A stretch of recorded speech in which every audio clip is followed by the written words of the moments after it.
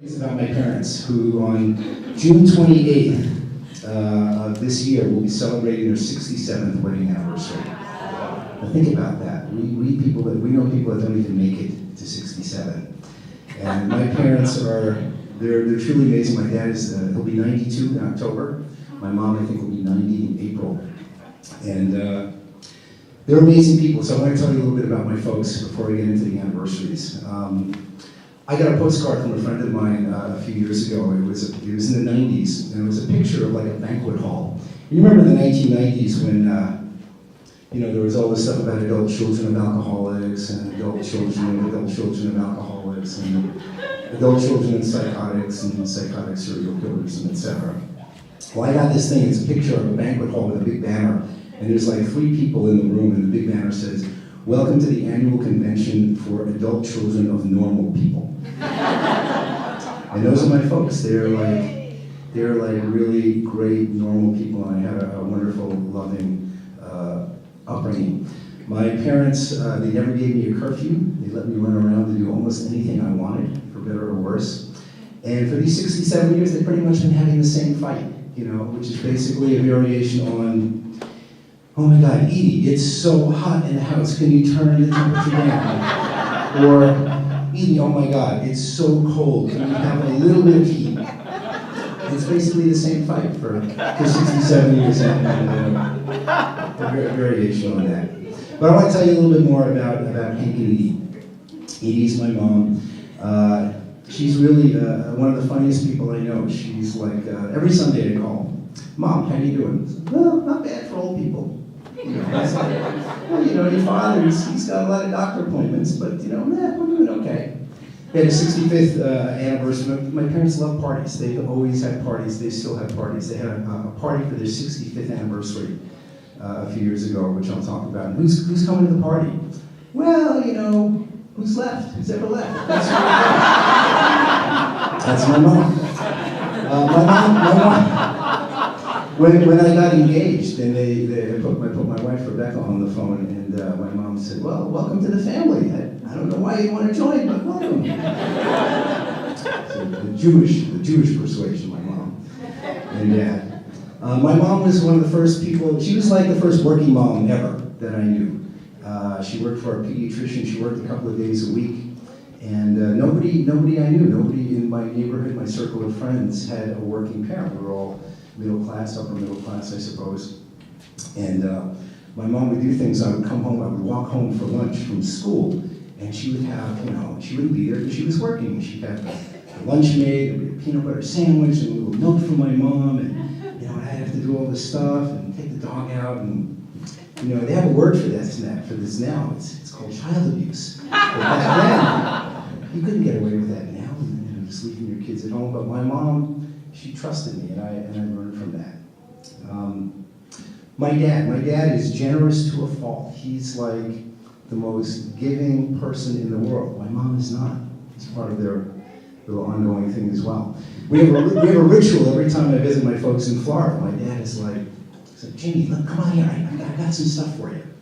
And it's a ritual. He wants to give me his shirts. And he doesn't even realize it's a ritual. And here's the thing, the first shirt he gives me, it's like a great shirt. It's like this shirt here. This is one of the shirts that my dad gave me.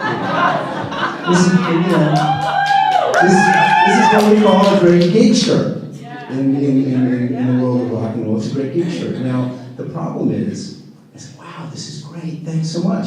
And then he goes, "Well, let me show you what else I have." And it goes downhill really fast. I mean, really fast. And he's like, No, take it. They don't fit me. I know, "Dad, I don't think it'll fit. It's not quite right." And that's part of our deal. My dad was an embroidery manufacturer. Anybody know what that is? Oh, yeah. Really? You are old.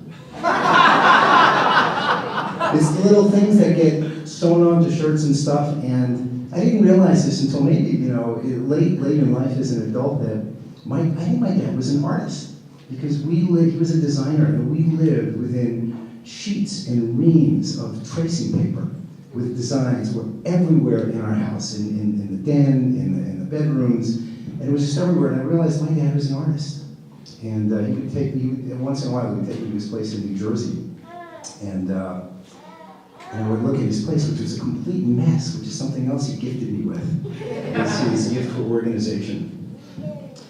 I realized my parents were married, that they were an institution when we had our 25th wedding anniversary party for them. It was a surprise party. The big takeaway from that, an unbelievable neighbor pitching for a gas grill. Okay, 1972, this was like new technology. No one had ever, we'd seen it, we'd heard about it, but nobody we knew had one.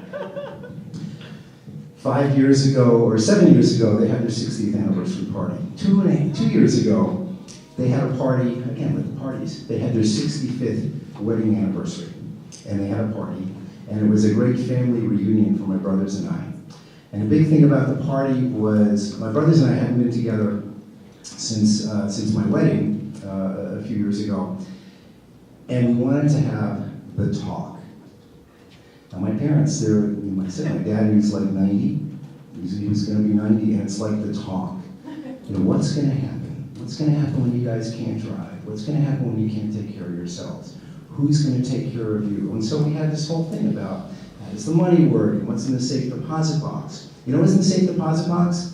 Letters that my dad wrote saying, I, Hank Lipson, forgive the $30,000 debt that I lent my son Robert Lipson. And I, Hank Lipson, forgive the $20,000, that I lent my son Stephen Lipson. And I'm like, where's my letter? So we had this thing, and one of the big highlights about, assisted living and where are you going to go, and they had a place, they had someone that had been there, and they felt like it was all in place.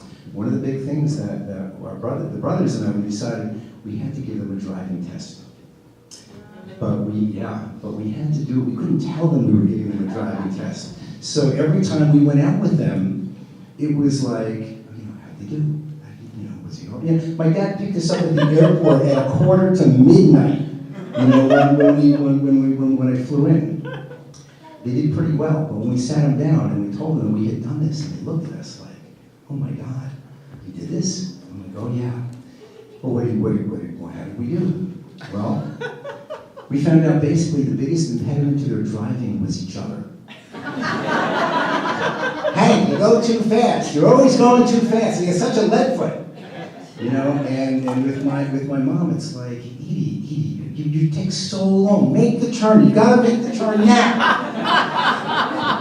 My dad was like the king of how to make the left hand turn, getting all the way over, making sure that the car didn't stick out at all. And so we gave them the driving test, and it's unbelievable. They passed. But we still worry. And next week, a week from Friday, I'm going to go down there again and we're going to have another family reunion. And they're going to meet their beautiful brand new grandchild, who's right here. And, hey, Ellen.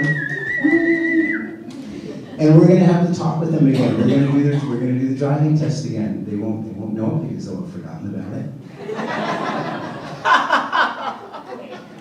And there's going to be this thing that happens, and it's been happening probably every time I go to visit them for the last 10 or 15 years. I see my parents, and there's this immediate, like, oh my God, they've gotten older. They look older. Yeah, you've all experienced that when, you can tell by this crowd here, you know of what I speak. And they look older, and there's an immediate shock to the system.